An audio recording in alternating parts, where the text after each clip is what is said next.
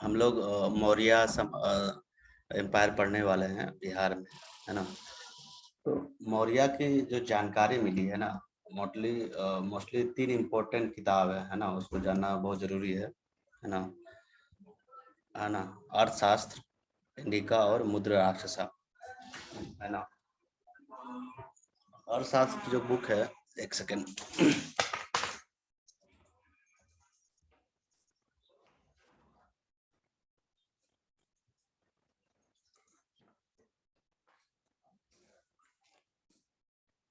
इसने कौटिल्य लिखी है ये बुक, है ना। चाणक्य भी इसको बोलते हैं।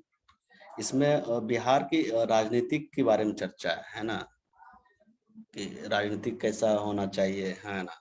किस तरह से वार करना चाहिए, साम दंड भेद, इसकी चर्चा की गई है। तो अक्सर क्वेश्चन जो पूछा जाता है कि ये आर्थिक के बारे में चर्चा का किताब है या राजनीतिक का किताब है ये। तो अर्थशास्त्री कंफ्यूज मत हो जाना कि ये आर्थिक किताब है ना। इकोनॉमिक का चर्चा इसमें नहीं है ना। मेनली ये पॉलिटिकल बुक है ना, ये पॉलिटिकल बुक है ना। दूसरा है इंडिका और तीसरा है मुद्रा राक्षसा। ये 3 इम्पोर्टेंट बुक्स हैं जो मौर्य साम्राज्य के बारे में, है ना। इसमें जानकारी मिलती है, तो हिस्टोरियन ने इसके बारे में लिखा है। अर्थशास्त्र, इंडिका, मुद्रा राक्षसा, है ना। इंडिका को मेगास्थनीज ने लिखा है ना, मेगास्थनीज, है ना, मेगास्थनीज, है ना। ये है ना सेल्यूकस निकेटर का एक राजदूत था ये, है ना। आगे हम लोग बताएंगे। यूनानी का एक राजदूत था ये, है ना। ईरान जो यूनानी के नाम से जाना जाता है, उसका राजदूत है। इसने नगर प्रशासन, है ना, एडमिनिस्ट्रेशन का उल्लेख इसमें किया गया है ना। ये अर्थशास्त्र आपका इकोनॉमिक, है ना, इकोनॉमिक बुक है। सॉरी, ये इकोनॉमिक बुक नहीं है, ये पॉलिटिकल बुक है ना। क्वेश्चन आ चुका है, हम 64वीं में शायद आया है ना, कि ये कैसा बुक है। तो कंफ्यूज होके लोग अर्थशास्त्र नाम से, तो आर्थिक वर्णन किया गया ऐसा बुक नहीं है, ये पॉलिटिकल वर्णन है इसमें। ये छोटी छोटी जो कंफ्यूजिंग चीज होती है ना, वो उसको ध्यान में रखना इम्पोर्टेंट है ना। मेगास्थनीज, है ना, इंडिका, है ना। इसमें पटना की नगर प्रशासन, है ना, पटना में कैसे जो प्रशासन होता था, कैसा एडमिनिस्ट्रेशन होता था, इसकी चर्चा की है। इसमें 6 समितियों की चर्चा की है। ये भी क्वेश्चन पूछ लिया एक बार कि इंडिका के बुक में, है ना, कितनी समितियों के बारे में चर्चा किया गया। 6 समिति का चर्चा किया गया कि ये काम ये समिति, वो काम वो समिति ये करेगा। 6 समितियों के द्वारा नगर प्रशासन वहां चलता था। तीसरा है मुद्रा राक्षसा। विशाखा दत्ता ने ये बुक लिखा है ना, विशाखा दत्ता, मुद्रा राक्षसा, विशाखा दत्ता। जिसका विशाल है दत्त, वो मुद्रा राक्षस, है ना। नाम याद हो जाएगा। विशाखा दत्ता ने मुद्रा राक्षसा किताब लिखा है। और कटुलिया ने अर्थशास्त्र लिखा है, हर कोई जानता है ना। इंडिका को मेगास्थनीज ने लिखा है, ठीक है ना। तो एक क्वेश्चन आता है कि जो है ना, कि घनानंद को मार के, है ना, धनानंद को मार के किसने मारा? चंद्रगुप्त ने मारा, चंद्रगुप्त मौर्य ने मारा, है ना। और यहाँ पे मौर्य वंश की स्थापना किया मगध ने, ठीक ना। तो ये जो बात है, ये जो चंद्रगुप्त मौर्य ने मारा घनानंद को चालुक्य की मदद से, ये जो बात है, ये कौन से बुक में लिखी गई है? तो लोग अर्थशास्त्र में, कौटिल्य का साथ में, वो अपना बुक में ये बात क्यों लिखेगा कि हमारे मदद से वो, मतलब हम मदद किए चंद्रगुप्त मौर्य को, और उसने घनानंद को मारा और वहां पे गद्दी पे वो बैठा। तो उसकी चर्चा उसमें नहीं है। ये इसकी चर्चा मुद्रा राक्षसा में है ना। मुद्रा राक्षसा किताब है जिसको विशाखा दत्ता ने लिखा है। इसी इसी बुक में चर्चा है कि चालुक्य की मदद से चंद्रगुप्त मौर्य ने घनानंद को वध कर दिया और मौर्य वंश की स्थापना किया। तो लोग कंफ्यूज होके, है ना, अर्थशास्त्र को मार देता है। अगर ये क्वेश्चन में दिखा जाए कि किस बुक में उल्लेख है कि चाणक्य की मदद से चंद्रगुप्त मौर्य ने घनानंद को वध किया और मौर्य वंश की स्थापना किया, ये बात किस बुक में लिखा गया है? इंडिका में लिखा गया या अर्थशास्त्र में लिखा या मुद्रा राक्षसा में? आंसर होगा मुद्रा राक्षसा में। कभी भी कंफ्यूज होके अर्थशास्त्र मत मार देना, ठीक है ना।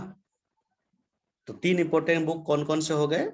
अर्थशास्त्र, जिसने कौटिल्य लिखा, इंडिका जिसने मेगास्थनी लिखा, मुद्रा राक्षसा जिसने विशाखा दत्ता लिखा, और मुद्रा राक्षसा में ही चालुक्य की मदद से चंद्रगुप्त मौर्य ने घनानंद को वध किया, उसकी उल्लेख किया गया। ठीक है ना? कोई कंफ्यूजिंग इसमें नहीं होनी चाहिए। और बहुत सारे बुक है, बट ये 3 इंपॉर्टेंट बुक है जो आप लोग को दिमाग में होनी चाहिए। ठीक है ना? ठीक है, अब आते इसके इंपॉर्टेंट राजाएं जो हुए उसके बारे में पढ़ते हैं। ठीक है ना? तो सबसे पहला चंद्रगुप्त मौर्य, है ना? चंद्रगुप्त मौर्य ने ही चालुक्य की मदद से, है ना, चालुक्य की मदद से घनानंद को वध किया और मौर्य वंश की स्थापना किया, है ना? चंद्रगुप्त मौर्य ने ही, है ना?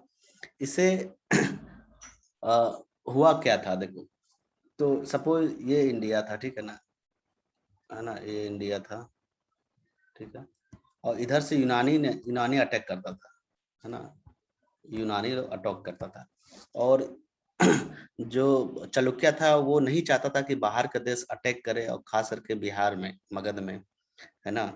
तो इसीलिए वो घनानंद के दरबार में भी गए थे कि ऐसी ऐसी बातें हैं, और वहाँ पे आप लोग जो अत्याचार कर रहे लोगों पे ये भी सही नहीं है, बाहर से लोग अटैक कर रहे हैं, तो कैसे आप क्या करोगे? तो उसको बेइज्जत करके वो बाहर निकाल दिया था। इसी का बदला लेने के लिए उसने चंद्रगुप्त मौर्य को, है ना, वो अपना एक हथियार बनाया कि इसे हम ट्रेंड करेंगे, इसे हम वो पोटेंशियल डालेंगे, और यही जो है बिहार को एक समृद्ध बना सकता है, मगध को समृद्ध बना सकता है, इसमें वो कुशल बना सकता है। तो उसने अपना डिप्लोमेटिक जो माइंडसेट था उससे से इसको तैयार किया चंद्रगुप्त मौर्य को। तो इसने क्या किया, यूनानी को हराया और घनानंद को भी वो वध किया था, है ना, चालुक्य की मदद से। इसीलिए चंद्रगुप्त मौर्य को भारत का मुक्तिदाता कहते हैं। मुक्ति मतलब किससे मुक्ति? यूनानियों के प्रभुत्व से मुक्ति। मतलब यूनानी अगर आ जाता है इंडिया में, तो जैसे ब्रिटिश लोग शासन किया, जैसे मुगल लोग शासन किया, उस तरह से यूनानी लोग भी शासन कर सकता था इंडिया में। इसीलिए इसको भारत का मुक्तिदाता भी कहते हैं, है ना? और इसमें खासकर यूनानी की जो सेलुकस निकोटर था, उससे ये लड़ा था, उसको सामना किया था। सेलुकस निकोटर, है ना, इस बाद में क्या है, सेलुकस निकोटर के बेटी से ही इसने शादी भी किया था चंद्रगुप्त मौर्य ने, है ना? और 315 बीसी में, है ना, मेगास्थनीज एक जो राजदूत था, किसका? सेलुकस, इसी का, यूनानी का जो राजा था, सेनापति था, सेना नायक था, उसी का एक राजदूत था मेगास्थनीज। और मेगास्थनीज किसके दरबार में आया था? चंद्रगुप्त मौर्य के दरबार में आया था। किसके दरबार में आया था? चंद्रगुप्त मौर्य के दरबार में। कब आया था? तो 315 बीसी, ठीक है, 315 बीसी। और इसी ने कौन सा किताब लिखा? इंडिका। समझ में आ रहा था? तो इंडिका में किसकी चर्चा, कैसी चर्चा है? वो प्रशासन के बारे में चर्चा है ना, प्रशासन। पाटलिपुत्र था, कैसे शासन चलेगा उसकी चर्चा की गई इंडिका में। तो चंद्रगुप्त मौर्य मुक्तिदाता, सेलुकस निकेटर को सामना किया, उसको हराया। उसका जो सेनापति था, उसका जो राजदूत था मेगास्थनीज, वो इसके दरबार में आए, कैसा शासन होता है, क्या है, नहीं है, इसके बारे में उसने ट्रेवल किया इंडिया में, बहुत 2-3 साल तक यहाँ रुके थे। उसने एक बुक लिखा था इंडिका, मोस्ट इम्पोर्टेंट, मतलब बहुत इंपॉर्टेंट सोर्स है इंडिया के बारे में जानने के लिए। अगर ये बुक पढ़ लो तो वहाँ पे प्रशासन कैसे होता था इसके बारे में आपको जानकारी मिल जाएगी। तो बहुत डिटेल जानकारी नहीं चाहिए हमें, सिर्फ जानना है कि इंडिका किसने लिखा? मेगास्थनीज ने लिखा। मेगास्थनीज कौन था? सेलुकस का राजदूत था, है ना, जिसको चंद्रगुप्त मौर्य ने हराया था। 315 बीसी में आया था ये इंडिया, ठीक है ना। इंडिका में आपको नगर प्रशासन के बारे में चर्चा की गई है, ठीक है ना। बिंदुसार, एक होता है बिंबिसार था। बिंबिसार कौन था पता है ना? हरियन वंश वाला था। हाँ, तो बिंबिसार और बिंदुसार में कंफ्यूज मत होना। बिंदु मौर्य वंश में बिंदु है, ठीक है ना, याद रखना। मोर मोर मोर होता है ना, मोर का आंख में बिंदु होता है, ठीक है। तो बिंदुसार, है ना, बिंबिसार में कंफ्यूज मत हो जाना, क्योंकि यहाँ से क्वेश्चन इंस्पायर्ड होते हैं, ठीक है ना। तो बिंदुसार, तो इसमें इसका बेटा था, वो बहुत कुछ जानने की जरूरत नहीं है। जैसे मेगास्थनीज जो आया ना, उसी तरह डिमाकस बिंदुसार के शासन काल में आए थे, है ना। डिमाकस, डिमाकस, ठीक है ना।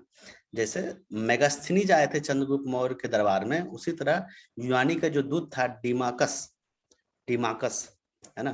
तो डिमाकस किसके शासनकाल में आए थे? बिंदुसार के शासनकाल में आए थे डिमाकस, ठीक है ना। ये कौन थे? यूनानी राजदूत थे। पहला यूनानी राजदूत कौन था? मेगास्थनीज। मेगास्थनीज किसके शासनकाल में आए थे? चंद्रगुप्त मौर्य के शासनकाल में, है ना, चंद्रगुप्त मौर्य के शासनकाल में। लेकिन डिमाकस है, डिमाकस वो किसके शासनकाल में आए थे? बिंदुसार, है ना, डिमाकस बिंदुसार, ठीक है ना। चलो अब मोस्ट इंपोर्टेंट अशोक, है ना, अशोक। बहुत चर्चा इसके बारे में हम जब पढ़ रहे थे हम लोग एंशियंट हिस्ट्री नेशनल लेवल पे, इसके बारे में बहुत चर्चा की थी, बट इसमें छोटा छोटा जो इंपॉर्टेंट बातें हैं उसमें यहाँ पे हम लोग चर्चा करते हैं, है ना। ये शुरू से ही, है ना, शुरू से ही इसका जो साम्राज्य विस्तार है ना, हमेशा चाहता था कि साम्राज्य का पूरा विस्तार हो, है ना। इस पे इसने काम किया उसने, है ना, पूरा। तो पूरा ये इंडिया है ना, ये इंडिया था, तो समझो कि पूरा पूरा इंडिया इसके शासन काल में आ गया था, लगभग लगभग सारा इंडिया, थोड़ा सा इधर साउथ छोड़ दो, इधर अफगानिस्तान लेके सारा, ठीक है ना। तो इसका जबरदस्त विकास किया, मतलब विस्तार किया था अपने शासनकाल में, है ना। समझो सारा मगध को, सारा जो महाजनपद था, सब सारे कुछ इसने अपने शासनकाल में शामिल कर लिए थे। इसका जो विकास नीति था ना, इसका जो विस्तार नीति था, वो बहुत वो था, बहुत स्ट्रॉन्ग थे, बहुत वो हार नहीं मानने बल्कि बहुत दिमाग के वो सातिर, है ना। वो सारा सारा गुण इसमें था। अशोक महान, ग्रेट अशोक बोला जाता है इसको, द ग्रेट अशोक। ग्रेट इसलिए कि इसका जो पॉलिसीज था बहुत वो जबरदस्त था, कभी हारता नहीं था ना, सारा वो चीज करके। तो आराम से इसका विस्तार नीति था, और ये पूरे इंडिया, लगभग पूरे इंडिया पे इसने शासन किया, इसीलिए इसको मतलब द ग्रेट बोला जाता है। तो 261 बीसी में, है ना, 261 बीसी, इंपॉर्टेंट ईयर याद रखना, 261, 261 कलिंगा युद्ध हुआ था, है ना, कलिंगा युद्ध हुआ था। इसी में उसने क्या किया? असुर विजय त्याग करके धर्म विजय की नीति अपनाई। मतलब इसका ऐसा नीति था कि किस जीत के लिए, विस्तार के लिए किसी को भी मार सकता था, किसी को भी मार देता था। लाखों लाखों लोग को मारा था इसने, है ना। इसने नहीं, उसके सेना ने मारा था, मतलब अल्टीमेटली यही मारा था। तो इसका जो नीति, विस्तार नीति था ना, इसमें बहुत लोगों की जाने जाती थी। लेकिन जब कलिंगा का युद्ध हुआ था 261 ईस्वी में, बीसी में, तो इसने जब देखा कि कितने लोग यहाँ मर चुके हैं, त्राहिम त्राहिम हो रहा है ना, मतलब उसका हृदय परिवर्तन हो गया। तो असुर विजय को त्याग दिया। असुर विजय मतलब जो जो लोगों को जान ले, है ना, लोगों में उत्पीड़न पैदा करे, ऐसी विजय को उसने त्याग करके धम्म विजय, है ना, धम्म विजय मतलब लोगों को शांति का विजय अपनाया, उसने बौद्ध धर्म अपनाया, ठीक है ना। तो पूछा जाएगा कि कलिंगा युद्ध कब हुआ? 261 में। इसी युद्ध के बाद ग्रेट अशोक ने बौद्ध धर्म अपनाया, ठीक है ना, ठीक है। बौद्ध धर्म कब अपनाया? 261 बीसी के बाद, कलिंगा युद्ध लड़ने के बाद, जब उसको रियलाइज हुआ कि ये असुर विजय है, ये विजय कोई विजय नहीं है, शांति का विजय, धम्म का विजय ही अल्टीमेट विजय है, इसलिए उसने बौद्ध धर्म अपनाया। क्योंकि बौद्ध धर्म का बेसिक फिलोसफी है नॉन वायलेंस, है ना, ठीक है। इसके बाद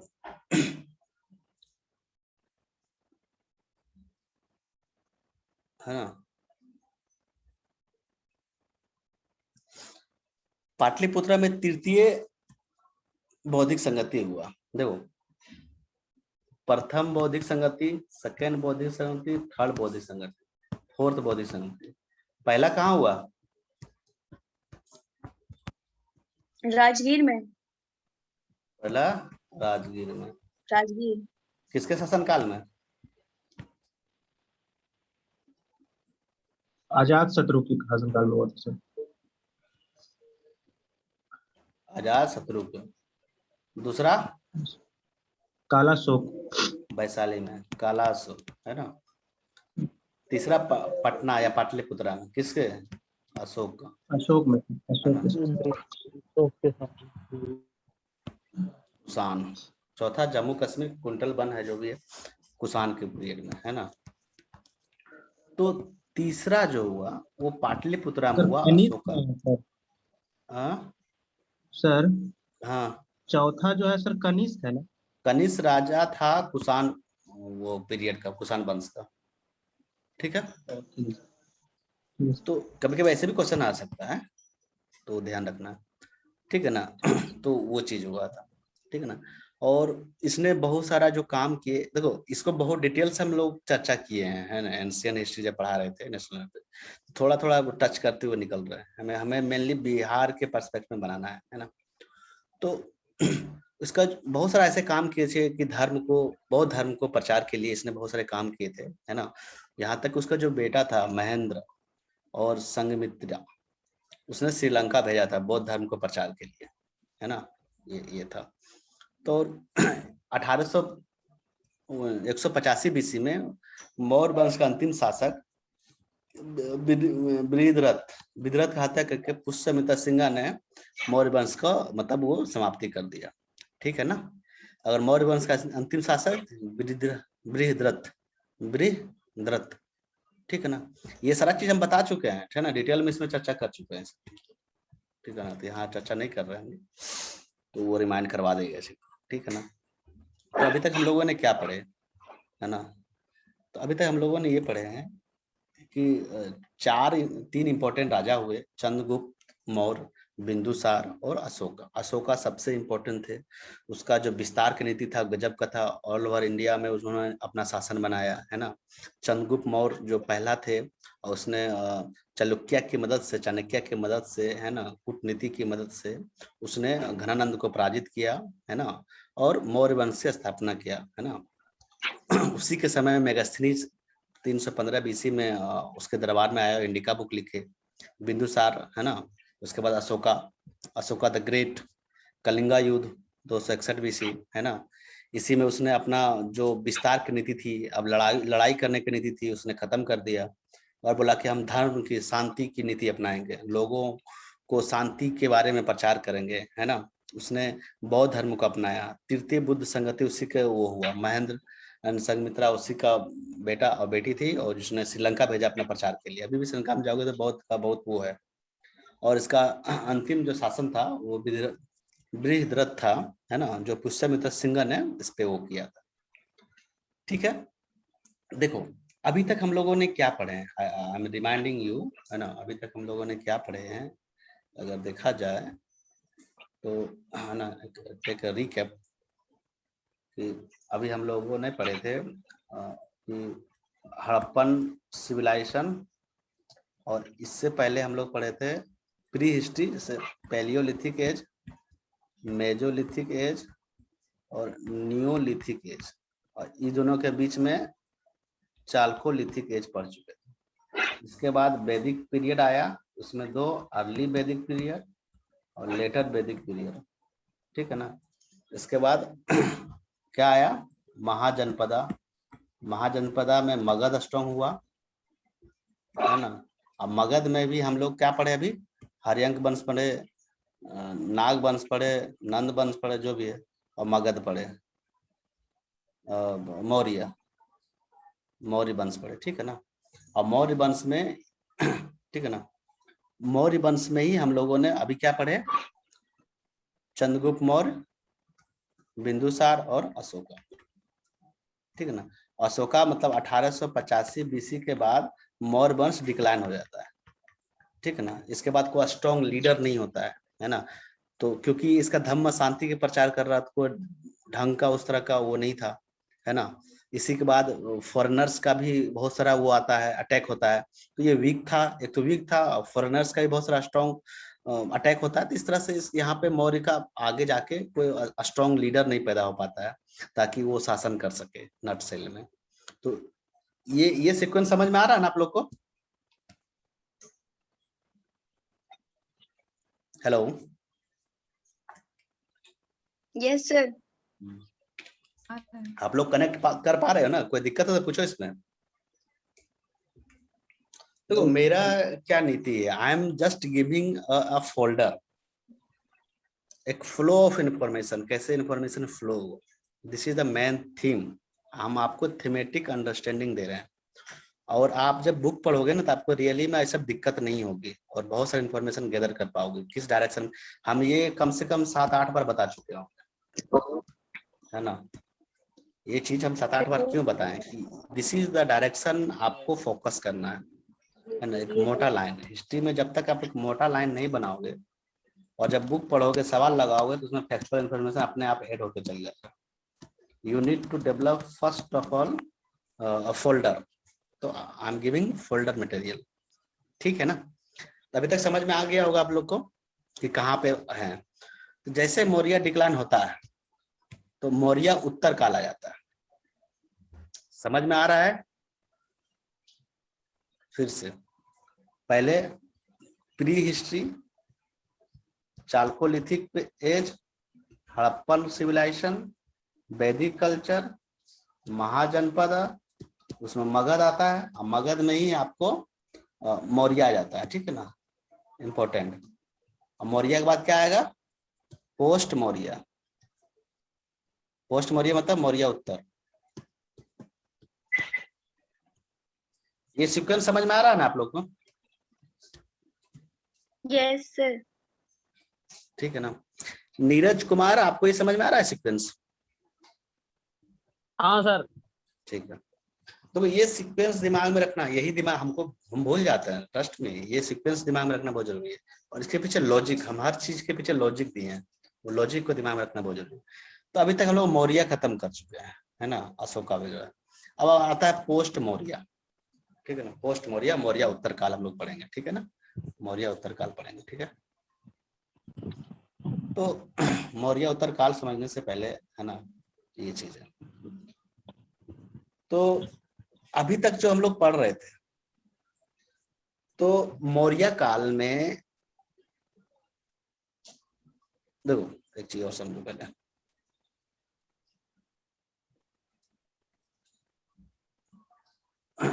प्री हिस्ट्री, है ना, हड़प्पन सिविलाइजेशन, वैदिक कल्चर और आपको महाजनपदा,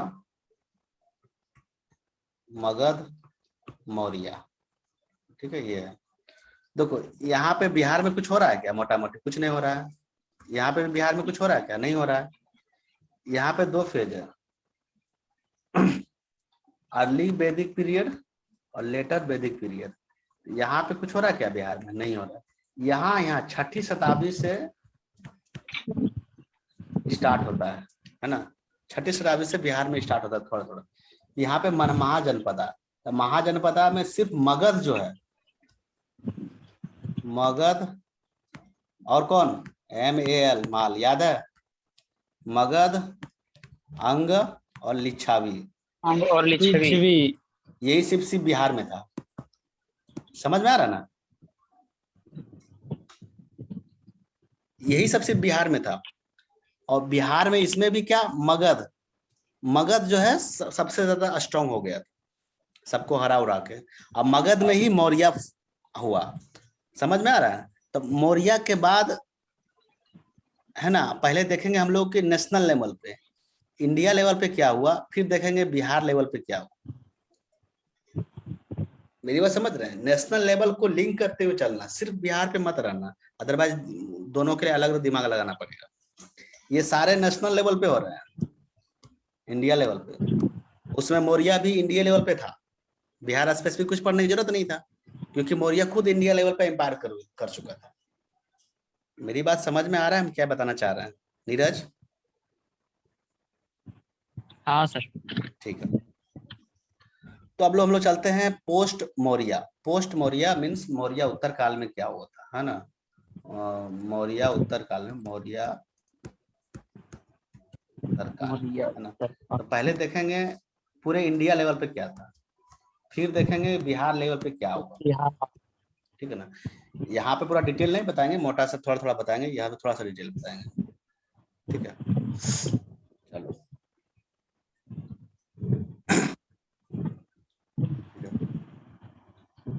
तो इंडिया लेवल पे पहले देखते हैं। तो आप लोगों को तो बता चुके थे मौर्य उत्तर काल में क्या हुआ था। मौर्य का मेनली क्या था, सॉरी, जब मौर्य खत्म हो गया, बृहद्रथ का वो हो गया था, तो पूरा मौर्य वीक हो गया तो फॉरेनर्स का भी अटैक हो रहा था, है ना, फॉरेनर्स भी इस एरिया में रूल कर रहे थे, और जो पूरा अशोका के समय से पूरा ऑल ओवर इंडिया में साम्राज्य था वो विखंडित होकर छोटे छोटे एरियो में अपना अपना शासन वो कर लिया था। ये सब डिटेल में बता चुके हैं, ठीक है ना। तो बताया था कि मोटा मोटी 3 कैटेगरी में बांटा गया है ना, मोटा मोटी 3 कैटेगरी में शासन को बांटा गया था, है ना। जो इस एरिया में विदेशी जो था, विदेशी मोस्टली नॉर्थ वेस्ट एरिया में कंसंट्रेट थे, है ना। उत्तरी पश्चिमी एरिया में, इस एरिया में जो विदेशी थे वो कंसंट्रेटेड थे, है ना, इसी एरिया में, है ना। साउथ में जो छोटा छोटा राजा हुआ वो चेरा, चोला, पांड्या, है ना। और जो सेंट्रल इंडिया में बिहार के आसपास, बिहार यहाँ है, उसका वहां पे क्या हुआ, सुंगा, पुष्यमित्र सुंगा, बिद्रिरथा को मार के 1885 बीसी में पुष्यमित्र सुंगा ने सुंगा वंश की स्थापना किया बिहार, ठीक है ना। बट पहले मैं ऑल ओवर इंडिया लेवल पे जानने की कोशिश करते कि कैसा क्या हुआ था। चूंकि जब मौर्य था, है ना, जब मौर्य था तो पूरा इंडिया में उसका साम्राज्य था, मौर्य था तो पूरे इंडिया में था, है ना। तो इसे जाने से तो इधर विदेशी आने लगे और छोटे छोटे राजा जो है वो अपना वर्चस्व जमाने लगे। तो मौर्य उत्तर में हम ये पढ़ेंगे, है ना। तो जो विदेशी था इस एरिया में थे कंसंट्रेटेड, उसमें से 4 विदेशी जो डायनेस्टी था वो वंश आए, वो बिहार पूरे इंडिया में आए, इंडिया के खास करके नॉर्थ वेस्ट एरिया में, है ना, इस एरिया में। उसका कीवर्ड दिए थे आप लोगों को GSP के, है ना। उसके बाद जो इंडिया में थे नॉर्थ, यहाँ बिहार के आसपास, ये इस सेंट्रल एरिया में SSC और CCP। तो क्या हुआ था, जैसे ही मौर्य डेथ हो गया, मौर्य का विघटन हो गया, तो बोला कि भाई बेरोजगार हैं हम लोग, है ना, SSC तो करना पड़ेगा, है ना। तो SSC के लिए क्या करना होगा भाई, GS को P जाना होगा, PK करना होगा, GSP के। नौकरी के लिए तो आज के डेट में सबसे इम्पोर्टेंट नौकरी माना जाता है SSC। थोड़ा सा तैयारी करो, SSC निकल जाएगा, मैथ इंग्लिश वो जानो थोड़ा सा, उसके लिए बहुत डीप अंडरस्टैंडिंग की जरूरत नहीं। तो आज के डेट में कहीं भी दिल्ली जाओ या कहीं भी, तो सबसे ज्यादा नौकरी SSC में आता है, ठीक है। तो जब मौर्य खत्म हो गया, देखो ये ट्रिक है ऐसे दिमाग में रखने के लिए, ये मतलब किताब में नहीं है, ऐसे ही बोल रहे। बोला भाई SSC की तैयारी करते हैं, तो बोला कि क्या करना होगा, GS PK करना होगा, GS को P लेना होगा, तभी नौकरी मिलेगा भाई। GS जनरल साइंस जो बोलते हो, GS PK, SSC GS PK। अगर वो नहीं करोगे तो CCP के मर, CCP के मर, CCP, है ना। तो GSP के विदेशी था, SSC जो सेंट्रल इंडिया में था, और साउथ में था कि CCP, है ना। तो GSP के तो सबसे पहले ग्रीक आया विदेशी, फिर साका आया, फिर प्रतिहारा आया, फिर कुशाना आया। GSP के ग्रीक, साका, प्रतिहारा, कुशाना। GSP के विदेशी था, GSP के, ठीक है, ग्रीक, साका, प्रतिहारा, कुशाना, है ना। ग्रीक, साका, प्रतिहारा, कुशाना, है ना, ये था। उसके बाद सेंट्रल इंडिया में SSC, है ना, SSC सुंगा, ठीक है, SSC सुंगा, सतवाहना और चेदी, सुंगा, सतवाहना और चेदी। सुंगा जो मगध के रीजन में था ना, मगध जहाँ पे मौर्य था, उसी का अंतिम जो बृहद्रथा था उसको मार के पुष्यमित्र सुंगा ने सुंगा वंश के सुंगा वंश का स्थापना किया।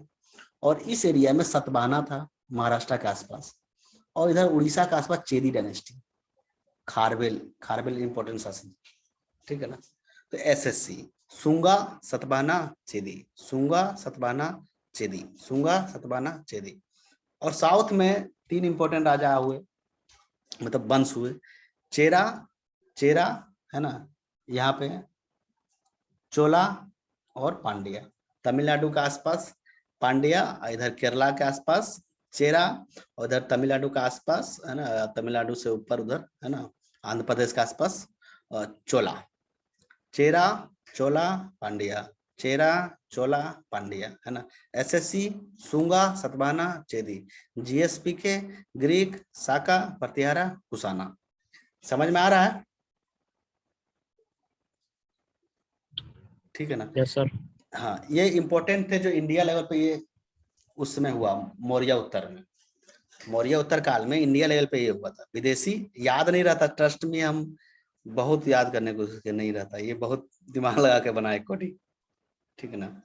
तो वो चीज था जीएसपी के, एसएससी और सीसीपी, है ना। एसएससी वह नौकरी चाहिए, एसएससी करना नहीं उसके लिए जीएसपी के करना होगा, नहीं तो सीसीपी के मर नौकरी ना मिलेगा ठीक है ना